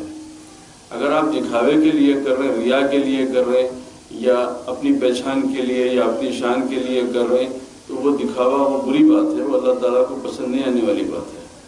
مگر اگر اس میں یہ ہے کہ میں اللہ سبحانہ و تعالیٰ کی بارگاہ میں بہترین سے بہترین جانور ذبح کروں، تو وہ سنت انبیاء ہے، وہ سنت صحابہ ہے۔ کیونکہ مروی ہے کہ حضرت عمر رضی اللہ تعالیٰ نے ایک دمبا 300 دینار کی قیمت کا ذبح کیا تھا۔ تو اس زمانے میں 300 دینار بہت بڑی رقم ہوتی تھی، تو اس لیے کہ چاہتا کہ انسان چاہتا کہ ہمیں اچھے سے اچھی چیز میں اپنے محبوب کو پیش کروں۔ تو یہ جو آج کل کا جو دور چل رہا ہے، یہ دنیا داری دکھاوا ہے کہ روک کرنا ہے کہ ان کے اوپر کہ میں اتنے ہزار کا بکرا دیا، لا کے اس کی تشہیر کر رہے ہیں کہ وہ اعلان کر رہے ہیں، یہ اللہ تعالیٰ کو پسند آنے والا ہے۔ مقصد یہ ہے کہ اخلاص چاہیے، اس میں اخلاص چاہیے، تو بخالت بھی نہیں کرنا چاہیے۔ اب چلو ذبح کرنا ہے نا، لہذا کہاں اتنے کا لاؤ، لہذا چھوٹا مگر 4000 جتنا بھی اتنے میں سستے سے سستا مل کے کرو، تو نہیں۔ دیکھیے آپ پیسے کی نیت چاہیے، اس میں آپ کی نیت میں پیسہ بچا لینا ہے، وہ بخالت ہے۔ آپ کی نیت میں اللہ کی راہ میں پیسہ خرچ کرنا ہے، وہ سخاوت ہے۔ اسباب تاثیر کے صرف علامات ہیں، اسباب تاثیر کے صرف علامات ہیں، ان میں کسی قسم کی تاثیر نہیں ہوتی۔ اب یہ تمام باتیں یہ ہے کہ بولتے کہ یہ سب اسباب ہیں تاثیر کے، اثر کرنے کی یہ اسباب ہیں، خود اس میں تاثیر نہیں ہوتی، کیونکہ دو موتیں جو دو جسموں یعنی مقتول بنی اسرائیل اور گائے سے حاصل ہوئی، دو ہوا نا، ایک شخص کو قتل کیا گیا تھا، پھر گائے کو قتل کیا گیا، ذبح کیا گیا، تو بولے کہ دو موتیں جو دو جسموں یعنی مقتول بنی اسرائیل اور گائے سے حاصل ہوئی، کسی لحاظ سے بھی سمجھ میں نہیں آتا کہ ان سے حیات پیدا ہو سکتی ہے۔ عقل میں یہ بات نہیں آ سکتی کہ میں ان سے حیات کر لوں، لیکن اللہ تعالیٰ قادر ہے، اللہ سبحانہ و تعالیٰ قادر ہے، اس نے ان میں حیات پیدا فرما دی کہ تم اپنی عقل کو، اپنی سمجھ کو پوٹلی میں رکھ دو کیوں کہ ہم خدا ہیں، ہم ہر چیز کر سکتے ہیں۔ دیکھو یہ مرنے کے بعد اس کے لیے زندگی ہے اور ہر چیز جو ہے ہمارے اختیار میں ہے، ہمارے سے کوئی سوال نہیں ہو سکتا، اس لیے کہ ہم ہر چیز پہ قادر ہیں۔ اب اس کے یہ آیت کی تفسیر میں صوفیہ کرام فرماتے جسے چاہے کہ میں اپنے سب سے بڑے دشمن کی حقیقت معلوم کر لوں، جو کہ میری حقیقی موت کے در پہ رہتا ہے، تو اسے اپنے نفس کی خواہشات کو مٹانا چاہیے۔ جب اس سے طفولیت کی حرص ظاہر ہو جائے گی، یعنی بچپنے میں حرص انسان میں بچپنے میں زیادہ رہتی، یہ چیز چاہیے وہ چیز چاہیے، تو بولے کہ وہ اس کی جب ختم حرص ظاہر ہو جائے گی، کیونکہ اس کے بعد اس کا حال عجیب اور خوشنما منظر، دنیا سے دور اور اس کی گرد و غبار سے ایسا صاف ہو جائے گا کہ خود نفس ایسی باتوں کو قبول کر لے گا جس کی وجہ سے اسے حیات طیبہ نصیب ہو جائے گی اور احوال اس کے سامنے منکشف ہو جائیں گے۔ اب اس کے سامنے تمام باتیں، اس لیے کہ اللہ تعالیٰ فرمایا کہ میں اپنے بندے چاہنے والے میرے محبوب بندوں کے میں جو ہے اس کے ہاتھ بن جاتا ہوں، پیر بن جاتا ہوں، آنکھ بن جاتا ہوں۔ اس طریقے سے بہت سی روایتیں کہ جب بندہ وہ جو ہے اس کو، اب قرآن میں دلائل ہے کہ جب نبی کریم علیہ السلام جب پتھر پھینک رہے ہیں، کنکر پھینک رہے ہیں، تو اللہ تعالیٰ فرمایا کہ وما رمیت اذ رمیت ولکن اللہ رمی۔ پھر جب آپ سرکار بیعت لے رہے ہیں تو صحابہ سے اللہ تعالیٰ فرمایا کہ ان الذین یبایعونک انما یبایعون اللہ۔ تو اس طریقے سے اب ان کے عمل کو اللہ تعالیٰ اپنا عمل بتاتا، تمام حالات ان کے سامنے منکشف ہو جائیں اور عقل و وہم کا جھگڑا بھی دور ہو جائے گا۔ جو شخص چاہتا ہے کہ مجھے احیاء قلب نصیب ہو جائے، یعنی مجھے میرے قلب کی زندگی مل جائے، میرا قلب زندہ ہو جائے، مجھے میرے قلب کو ایک زندگی نصیب ہو جائے، تو اسے چاہیے کہ اپنے نفس کی خواہشات کو مٹا دے، کیونکہ جس نے نفس کی خواہشات کو ریاضات شاقہ کے ذریعے، یعنی کٹھن بہت سخت مشقتوں اور عبادتوں کے، جیسے یہ ذکر و اشغال ہے، راتوں کو جگنا ہے، تہجد وغیرہ میں ہمیشہ اس کی تسبیح، اس کی تحلیل میں مصروف رہنا کے ذریعے مٹایا، تو اس کے دل کو اللہ تعالیٰ انوار مشاہدات سے زندہ کر دیتا ہے۔ اللہ تعالیٰ اس کے دل کو انوار مشاہدات سے زندہ کر دے گا۔ جو نفسانی خواہشات کو مٹا کر طبعی موت مرے گا، اسے حقیقی حیات نصیب ہوگی، یعنی اب اس کے بعد میں اب اس کو زندگی اور موت سے کوئی سروکار نہیں رہتا، کیونکہ وہ اپنے محبوب کی یاد میں ہے، وہ اپنے نفس ہے۔ تو بولے ایسی حالت میں وہ جب طبعی موت، یعنی جو موت آنا ہے انسان کو جس طریقے سے اگر جب دنیا سے، تو بولے وہ موت بھی جو ہے اس کے لیے حقیقی حیات ہو جاتی ہے۔ پھر جیسے گائے کو ذبح کے بعد اس کی زبان سے مقتول کو دی گئی، بھائی اللہ تعالیٰ وہ مقتول سے بھی تو کہوا سکتا تھا نا۔ سوال یہ پیدا ہوتا کہ بھئی اگر نبی تھے، جب مقتول وہ گائے کا جسم، جو ذبیحہ گائے کا جسم کا ایک ٹکڑا جو ہے اس کے جسم پہ مارنے کے بعد میں وہ مقتول زندہ ہوا، مقتول زندہ ہو کے پھر ان سے بولا کہ بھئی میرے کو قتل جو ہے میرا بھتیجا کرا تھا، تو کیا بولے کہ اس کے خود وہ مقتول نہیں بول سکتا تھا یہ بات کہ وہ گائے کے ٹکڑے میں کیا تاثیر تھی، کہ گائے کے ٹکڑے مارنے کے بعد ہی اس کو جو ہے یہ بات کیوں جو ہے، تو اس میں اشارہ ہے، بولتے ہیں کہ گائے کے ذبح کے بعد اس کی زبان مقتول کو دی گئی، کہ اب مقتول کو زبان دینے کے لیے اللہ تعالیٰ شرط یہ رکھا کہ اب گائے کو ذبح کرو تاکہ اب اس کی زبان اس کو دی جائے، کیونکہ وہ گائے بھی اس سے پہلے بات کر چکی تھی، وہ گائے بھی اپنے مالک سے بات کر چکی تھی، تو لہذا اب اس کی زبان وہ مقتول کو دی گئی۔ تو اللہ تعالیٰ سبب بتا رہا کہ دیکھیے ہم تاثیر ہمارے سے ہم دیتے ہر ایک میں، مگر سبب ہم ظاہر کرتے کہ سبب کیا چیز ہے۔ وہ زندہ ہو گیا اور کہا کہ مجھے فلاں شخص نے قتل کیا ہے۔ اسی طرح جس نے نفس کو جو سچائی کے چھرے سے مذبوح ہو، یعنی ذبح ہو جائے، اس کی زبان کو دائمی ذکر کے ساتھ مقتول کے خط پر مارے گا تو بھی اس دل کو اللہ تعالیٰ اپنے نور سے زندہ کر دے گا۔ پھر وہ بندہ کہے گا وما عبلی نفسی ان النفس لامارۃ بالسوء۔ اس بارے میں حضرت شیخ سعدی علیہ رحمہ فرماتے ہیں شخصم بچشم آدمیاں خوب منظر است وز خیس وز خبس باطنم سر خجلت فتاد پیش تعوس را بنقش و نگاری کے ہست خلق تحسین کنند خجل از پائے زشت خیش۔ کیا مطلب؟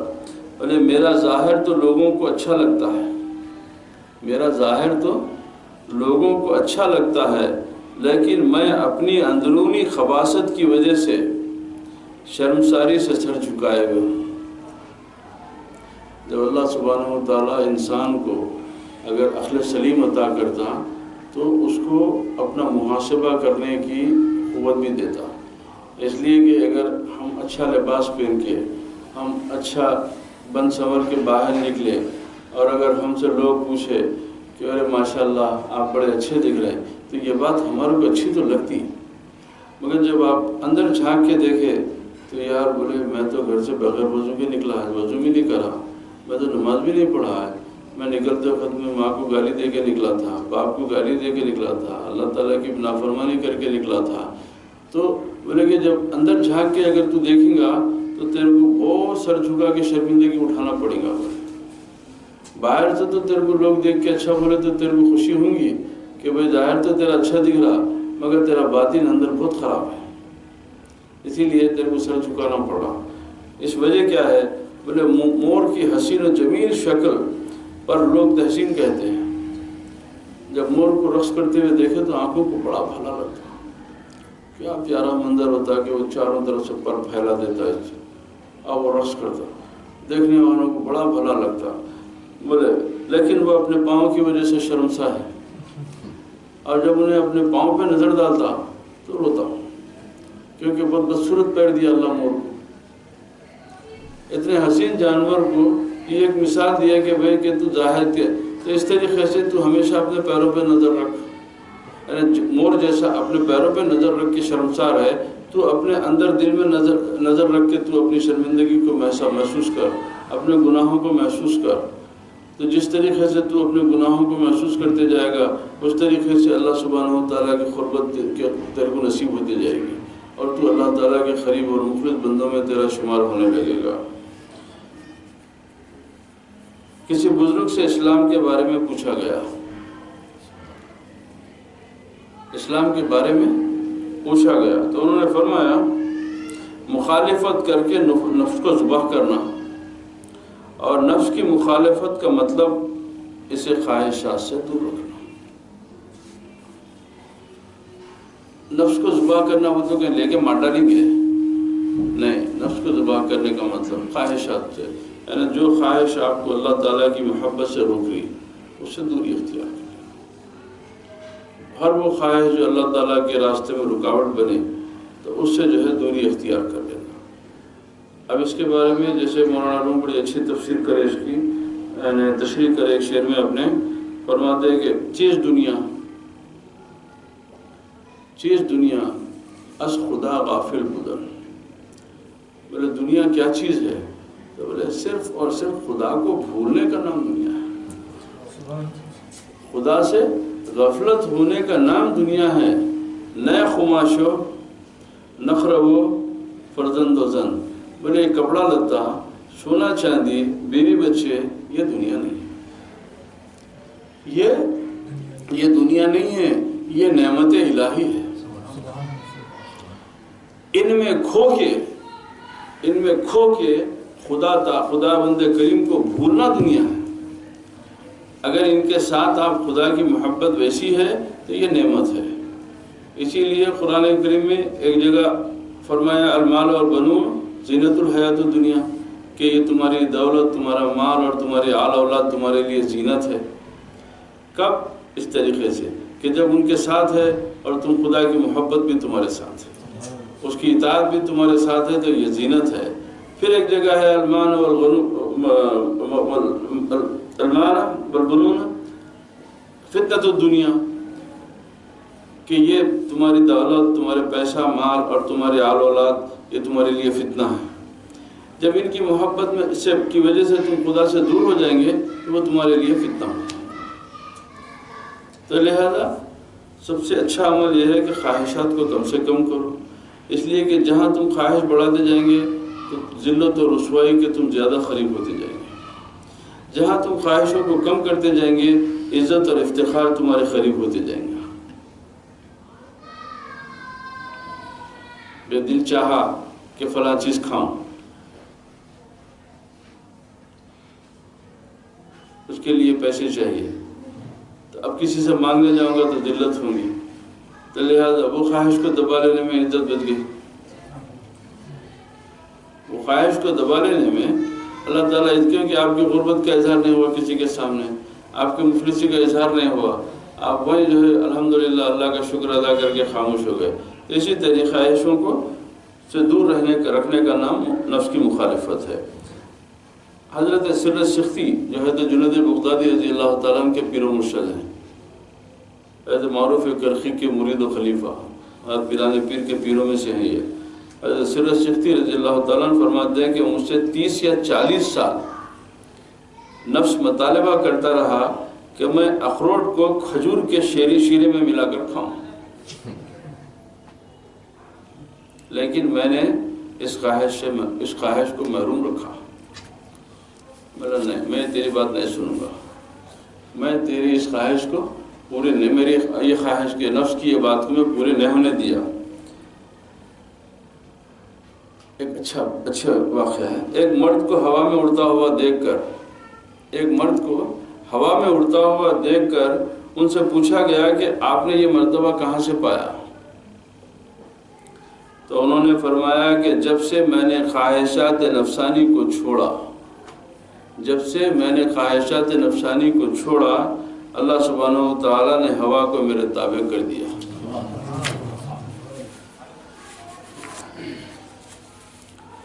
کسی نے ایک بزرگ سے پوچھا کہ مجھے ایسا طریقہ بتاؤ جس سے میں تجریدی حج کروں۔ یہ صوفیہ کی اصطلاحات ہے، اولیاء بزرگوں کی اصطلاحات ہے۔ تجریدی حج یعنی تجرید کے معنی ہے تنہا، اکیلے، مجرد۔ تجریدی حج کا یہ مطلب یہ ہے کہ سوائے اللہ سبحانہ و تعالیٰ کی محبت کے، اس کی یاد کے میرے ساتھ کوئی چیز نہیں رہنا، کوئی فکر، کوئی خیال بھی اس کے غیر کا اس دوران میں میرے ساتھ نہیں رہنا، تو وہ معنی ہے کہ تجریدی حج کا۔ بزرگ نے فرمایا پہلے دل کو سہو سے صاف کر لو، پھر نفس کو لہو لہاب سے دور رکھو، برائیوں سے، گمراہی، کھیل کود، بری باتوں سے نفس کو دور رکھو۔ اس کے بعد زبان کو لغویات سے بچاؤ، بیکار کی گفتگو میں ہم جو وقت ضائع کرتے بولے اس سے زبان کو محفوظ رکھو، پھر جہاں چاہے جاؤ۔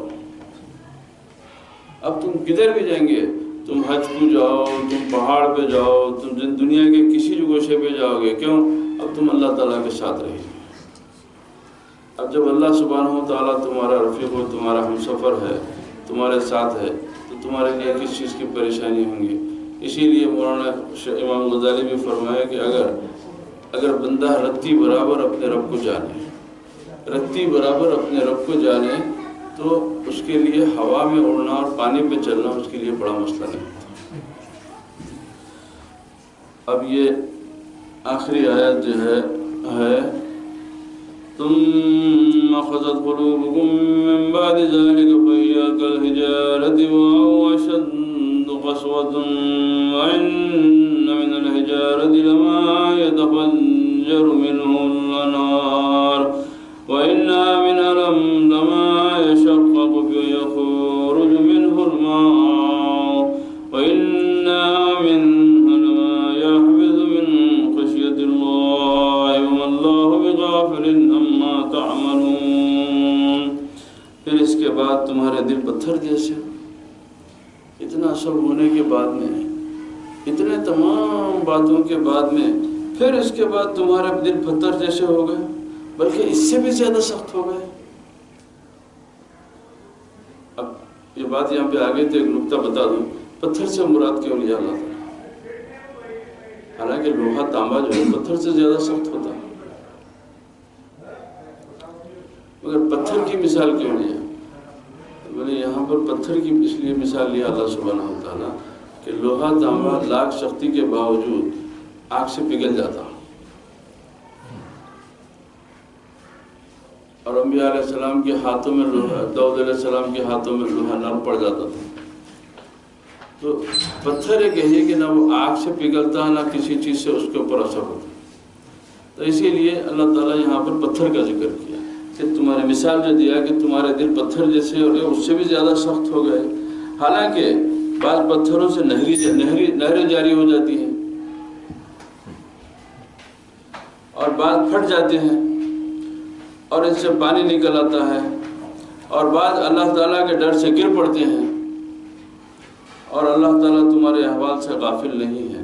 یعنی پتھروں میں تو یہ صلاحیت ہم دیے، اس کے باوجود تمہارے دل پتھر سے بھی زیادہ سخت ہو گئے کہ پتھر یہ ہے کہ وہ پتھروں سے کوئی پتھر سے پانی نکلتا ہے، کوئی پتھر اللہ کے خوف سے گر پڑتے ہیں، کوئی پتھر گڑ گڑاتے ہیں، اس طریقے سے کہ پتھر باوجود یہ کہ وہ ظاہر میں ان کے پاس کوئی اسباب جو ہے کوئی سمجھ ادراک نہیں ہے، مگر جو ہے ہمارے حکم سے وہ بھی جو ہے ہمارے سامنے ہماری بات ہمارے حکم کو پورا لاتے ہیں، اور تم اشرف المخلوقات ہو کے تم انسان ہو کے جو ہے تمہارے دل پتھر سے بھی زیادہ سخت ہو گئے۔ یہ ہے تو اس کی تفسیر میں کیا ہے، اس آیت میں بنی اسرائیل کی زجر و توبیخ، یعنی ان کی منع کے ان کی علامتیں کرنا، ان کی جو ہے تنبیہ کی گئی ہے کہ اس قدر زبردست معجزے اور نشانہ قدرت دیکھ کر بھی تمہارے وہ دیکھنے کے دیکھ کر بھی تمہارے دل سخت پتھر جیسے بن گئے۔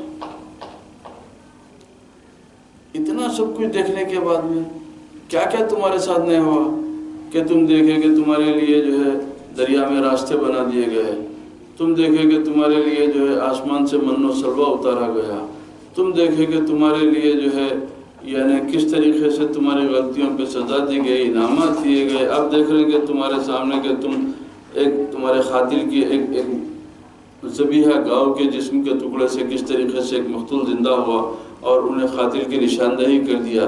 ان تمام نشانیوں کے باوجود بھی تمہارے دل اتنے پتھر ہو گئے کہ تم جو ہے ہمارے حکم کی جو ہے حکم بجا لانے میں تمہارے کو جو ہے ہمیشہ تعامل اور ہمیشہ جو ہے تکلیف ہوتی رہی۔ اس کے بارے میں ابن عباس رضی اللہ تعالیٰ عنہ سے مروی ہے کہ اس مقتول کے بھتیجے نے بھی اپنے اب یہ کیوں یہ بولے کہ یہ آیت کی وجہ نزول کی وجہ سے بتا رہے ہیں کہ ابن عباس فرماتے ہیں کہ جب یہ مقتول جب ہے جب گائے کہ وہ گوشت کے ٹکڑے سے مارا گیا تو وہ زندہ ہوا، زندہ ہونے کے بعد میں وہ بتایا کہ بھئی میرا قتل جو ہے میرے بھتیجے نے کیا تھا، اس کے بعد میں وہ پھر اس کا وصال ہو گیا۔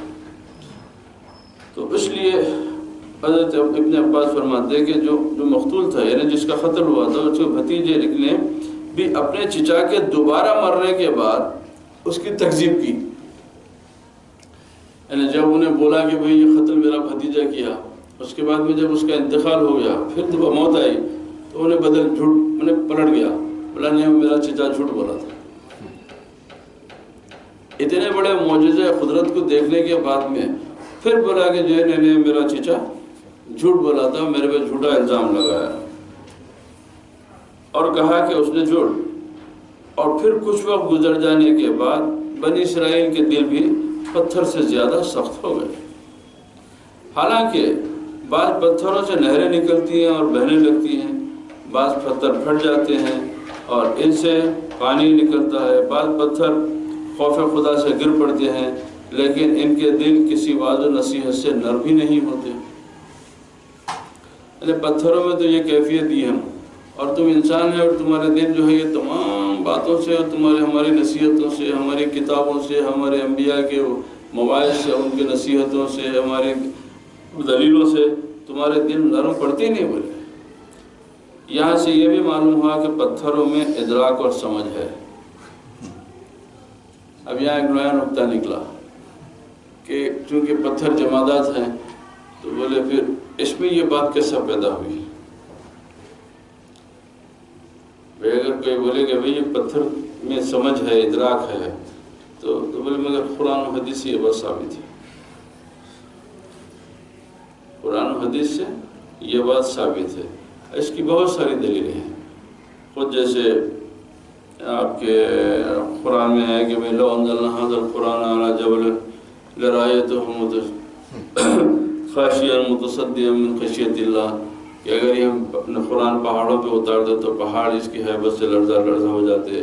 اسی طریقے سے حجر اسود کے بارے میں ہے کہ رسول اللہ صلی اللہ علیہ وسلم فرمائے کہ جو ہے یہ حجر اسود جو ہے جو تمہارے کہ اس کی گواہی دے گا۔ ستون حنانہ کے بارے میں ہے کہ جب یہ کریم علیہ السلام مسجد نبوی کی تعمیر سے پہلے جب ٹیک لے کے جو ہے آپ باز فرماتے بیٹھتے تھے، جب تعمیر ہو گئی تو جب آپ ممبر بدل دیے تو وہ ستون رونے لگا، شکوہ کرنے لگا کہ جو لفظ جو جسم نبی سے اس کو لذت محسوس ہوتی تھی، جو اس کو جو تسلی ہوتی تھی، اس کی جدائی کا غم کرنے لگا کہ آپ میرے سے دور ہو گئے۔ اسی لیے سرکار فرمایا کہ میں کعبۃ اللہ میں وہ پتھر کو جانتا ہوں جو میری نبوت سے پہلے مجھے سلام کرتا تھا۔ تو ایسی بہت ساری واقعے جو ہے صحیح احادیث سے اور قرآن کی بہت ساری آیتوں سے ان باتوں کی تصدیق ہوتی ہے کہ جو ہے ادراک ہوتا ہے، جس کی بہت ساری مثالیں قرآن و حدیث سے واضح ہیں۔ اللہ تعالیٰ جو صفت بے شک ہمارے لیے ظاہر میں جمادات سے ادراک اور سمجھ کا جو ہے ہمارے پاس کوئی دلیل نہیں ہے، مگر ماننا اس لیے ضروری ہے کہ اللہ سبحانہ و تعالیٰ جو چیز اگر چاہے تو ہر شے میں ہر چیز میں وہ پیدا کر سکتا ہے۔ جب مشیت خدا ہوتی ہے، جب اللہ سبحانہ و تعالیٰ کیونکہ قادر ہے ہر چیز پر، اگر وہ چاہتا ہے تو وہ پتھروں کو بھی زبان دیتا ہے، اس لیے کہ جانوروں کا بولنا، تو بہت ساری باتیں جو ہے احادیث وغیرہ سے ثابت ہے کہ جانوروں نے کلام کیا۔ انبیاء کے زمانے میں بھی، دیگر بنو اسرائیل کے انبیاء کے زمانے کے واقعات میں بھی، جیسا ابھی آپ کے سامنے یہ واقعہ گزرا، اسی طریقے سے ایک نبی کریم کے ساتھ کئی واقعہ ہوئے کہ فرمایا سرکار کے جو ہے اب ایک اونٹنی جو ہے سرکار سے شکوا کری تو اس کے مالک کو سرکار بلا کے بولا کہ تم اس کو جو ہے چارہ برابر کیوں نہیں دیتے ہو، اس سے کام زیادہ لیتے ہو، یہ تمہاری شکایت کر رہی ہے میرے سے۔ اسی طریقے سے جو ہے سفر پہ جا رہے تھے تو نبی کریم علیہ السلام کو خدا حاجت پیش آئی تو آپ حضرت ابن عباس سے بولے کہ عباس بولے مجھے ضرورت محسوس ہو رہی ہے، پردے کا انتظام کرو۔ تو بولے یا رسول اللہ ایک کھلا میدان ہے چاروں طرف، کیسا؟ تو بولے کہ وہ پتھروں کو اور جھاڑوں کو آواز دو کہ تمہارے نبی کے لیے پردہ کرو۔ تو حضرت ابن عباس فرمایا کہ جو ہے جھاڑ میں اپنی آنکھوں سے دیکھا کہ ایسا جھاڑ چلتے ہوئے آئے اور پتھر اٹھتے ہوئے آئے اور چاروں طرف جو ہے اس کو گھیر لیے، اور جب نبی کریم جو ہے آپ فارغ ہوئے تو بولتے کہ ابن عباس فرمایا کہ میں دوڑتے ہوئے گیا، میں دوڑتے ہوئے جا کے دیکھوں کہ وہ کیا ہے، تو صرف مشک و عنبر کی خوشبو کے مجھے کچھ نہیں ملا۔ تو پھر جب سرکار فرمایا کہ عباس کیا ڈھونڈ رہے ہو؟ تو بولے یا رسول اللہ میں چاہتا تھا کہ کیا چیز آپ کے جسم سے خارج ہوتی ہے دیکھوں۔ تو نبی کریم فرمایا کہ ہم انبیاء کے فضلات کو زمین جو ہے سب سے پہلے اپنا حق سمجھ کے کھا لیتی ہے اور تمہارے لیے نہیں چھوڑتی بولے۔ تو اسی طریقے سے بہت سارے جو ہے کہ جھاڑوں کا سننا، جانوروں کا سننا، پتھروں کا سننا، پانی کا، تو یہ تمام چیزیں جو ہے احادیث اور قرآن کی سے جو ہے ثابت ہو چکی ہیں۔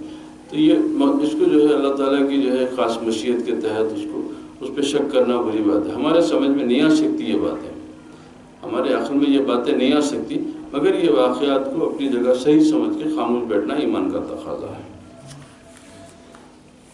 اچھا، کافر کا دل پتھر سے زیادہ سخت اس لیے ہے کہ پتھر میں فہم و فراست کے اسباب و خطاب نہ ہونے کے باوجود اللہ تعالیٰ سے ڈر رہا ہے اور اس کے لیے فرما بردار ہے۔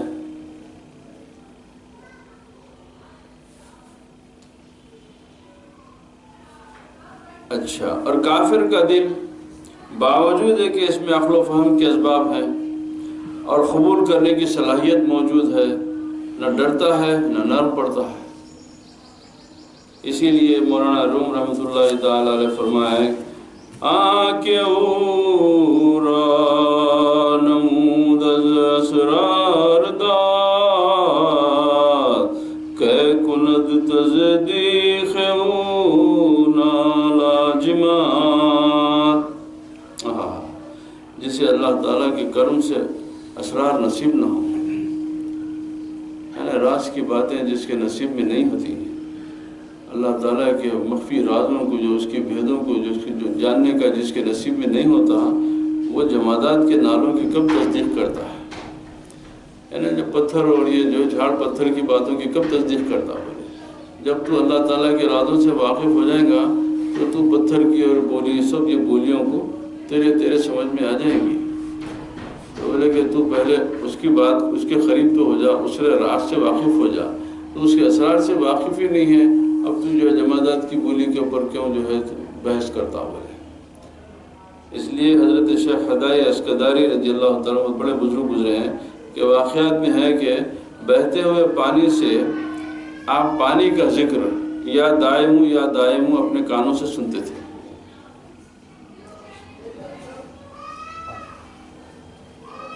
جب تیز پانی جب بہتا تو اس میں آوازیں آتی ہیں، آواز کرتے ہو، پانی کی آوازیں ہوتی ہیں۔ آپ دیکھو کبھی سنسان اس میں جو ہے، کبھی آپ کسی جو ہے چشمے کے قریب یا کسی پانی کے قریب ہے تو اس میں آواز، تو فرمایا کہ وہ اپنے کانوں سے وہ پانی کی تسبیح سنتا تھا کہ پانی یا دائموں پڑتا تھا۔ اسی لیے مولانا روم فرماتے ہیں نطق آب و نطق خاک و نطق گل ہست محسوس ہوا سے اہل دل فلسفی کے منکر حناناس الہوا سے اولیاء بیگاناس ہر کزے ہر کرا در دل شکو پیچانی در جہان او فلسفی پنہانی۔ سبحان اللہ۔ پانی، مٹی اور گارے کا بولنا اہل دل کے حواس کو محسوس ہوتا ہے۔ جو اللہ والے ہیں وہ ان کو یہ باتوں کو محسوس کر لیتے ہیں کہ وہ لوگ پانی کی، مٹی کی، گارے کی ہر زبان کو اللہ والے پہچان لیتے ہیں۔ وہ فلسفی جو حنانہ یعنی ستون حنانہ کا ذکر ہے، وہ فلسفی جو حنانہ کے نالے کا منکر ہے، وہ حواس اولیاء سے بیگانہ ہے۔ بولے اگر تیرے کو ستون حنانہ کے رونے کی آواز نہیں سنائی دیتی تو یقین جانے کہ تو اولیاء اللہ کے مرتبے سے واقف ہی نہیں ہے۔ کیوں؟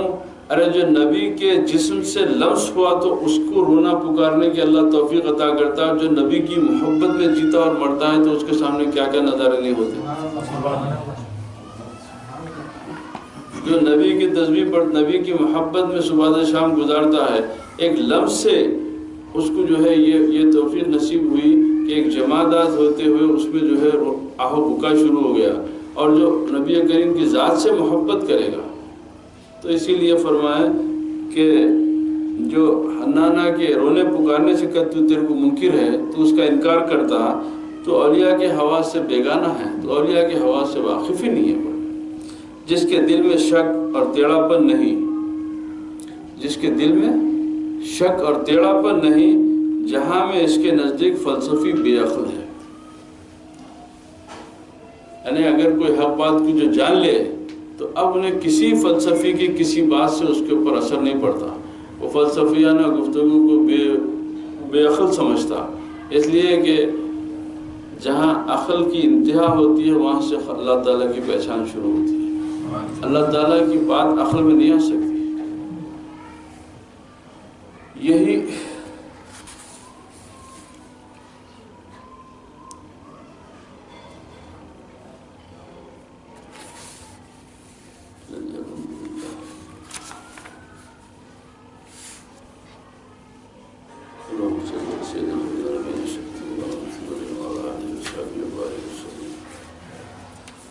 اللهم ربنا تقبل منا إنك أنت السميع العليم وتب علينا إنك أنت التواب الرحيم. اللهم ارزقنا رزقا طيبا حلالا وعلما نافعا وقلبا خاشعا ولسانا ذاكرا برحمتك يا أرحم الراحمين. اللهم يسر أمورنا وحسن مرادنا واشفنا واشف مرضانا واصلح ذات بيننا وأهلك أعدائنا يا أقدر واختم أفواههم یا اقدر القادرین و یا ارحم الراحمین. اللہ صدقے میں نبی پاک علیہ السلام کے، ان کے پیارے صحابہ، ان کی اہل بیت طیبین الطاہرین کے، تمام شیوخ کرام کے صدقے میں، ان کی کرم سے، ان کے فضل سے پروردگار ہماری تلاوت کو، ہماری اس تلاوت کو، ہمارے بیان کو قبول فرما لے. اللہ ہمیں اپنے رحمت سے اور ہم پر اپنی رحمتوں کے کشادہ فرما دے. مولا ہم کو دنیا کے آخرت کے عذاب سے محفوظ فرما دے. ہم تمام کو اللہ سبحانہ وتعالی علم اور ایمان کی دولت سے، اللہ والوں سے محبت کے جذبے میں زیادتی عطا فرما، اس میں ترقی عطا فرما. ہم کو علم ظاہر اور علم باطن کی سمجھ اور اس کی توفیق عطا فرما. وآخر دعوانا الحمدللہ رب العالمین. والصلاة والسلام علی اشرف الانبیاء والمرسلین وعلى آلہ وصحبہ وأہل بیتہ الطیبین الطاہرین برحمتک یا ارحم